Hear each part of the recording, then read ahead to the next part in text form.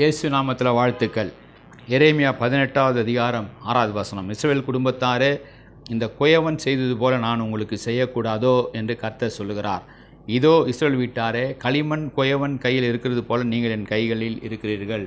ஒருவேளை உங்களுடைய வாழ்க்கை இடிக்கப்பட்டிருக்கலாம், நொறுக்கப்பட்டிருக்கலாம், நெருக்கப்பட்டிருக்கலாம். கவலையே படாதீங்க. குயவன் கையில் இருந்த அந்த களிமண் கெட்டுப்போனது என்று நம்ம வாசிக்கிறோம். கெட்டுப்போனதை அவன் மீண்டுமாய் வணைந்து புதிய பாத்திரமாக, உபயோகப்படக்கூடிய பாத்திரமாக, நல்ல ஒரு பாத்திரமாக அவன் மாற்றினான்.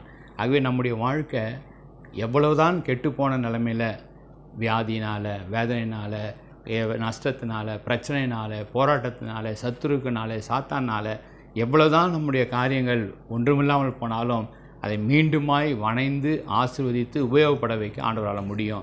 ஒரு வாலிப சின்ன பிள்ளை இருந்தால் அந்த பெண் பிள்ளைக்கு வளையல்கள் என்றால் மிகவும் பிரியம். அவர் தகப்பனார் நல்ல கண்ணாடி வளையல்கள் ஒரு டசன் கணக்கில் வாங்கிட்டு வந்து கொடுத்து இந்த கையிலையும் நல்ல வளையலை மாட்டி கொண்டு அவள் சந்தோஷமாக அந்த கலர் வளையலை என் தகப்பனார் வாங்கி கொடுத்தார் என்று சொல்லி ஓடி ஆடி விளையாடி எல்லாரும் இடத்துலையும் அதை காண்பித்து விட்டு வீட்டுக்கு திரும்பும் பொழுது தடுமாறி கீழே விழுந்து விடுகிறாள். கீழே விழும் பொழுது 2 கையில் இருந்த வளையல்கள் துண்டு துண்டாய் போய்விடுகிறது, கண்ணாடி வளையல்கள். அவள் அழுகையோடு அந்த கண்ணாடி வளையலெல்லாம் பொறுக்கி கொண்டு வந்து தகப்பனாரிடத்தை காண்பித்தாள்.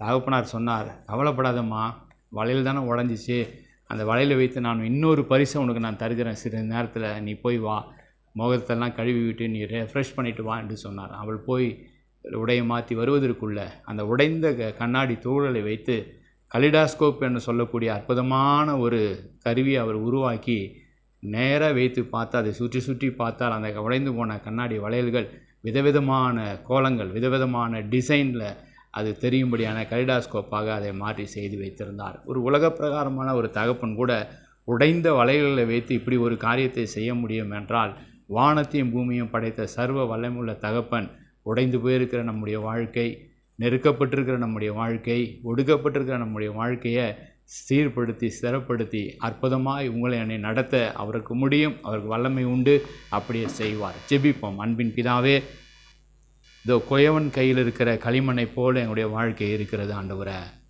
எங்களை வணைந்து, எங்களை உருவாக்கி, எங்களை புதுப்பித்து, எங்களை உபயோகப்படக்கூடிய ஒரு நல்ல பாத்திரமாய் மாற்ற உம்மால் தான் முடியும் ஆண்டவரே. இது எங்களால் கூடாது. எங்களை ஒப்பு கொடுக்கிறோம்.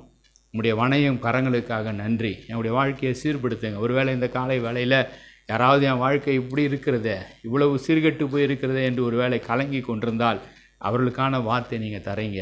இல்லை, கவலைப்படாத, பயப்படாத, திகையாதே, நான் உன்னை வணைந்து புதிய உபயோகப்படக்கூடிய ஒரு பரிசுத்தமுள்ள பாத்திரமாக என்னால் மாற்ற முடியும். அப்படியே நீங்கள் செய்யுங்க, ஆசீர்வதிங்க. இயேசுவின் மூலமாக நல்ல பிதாவே, ஆமேன். God bless you.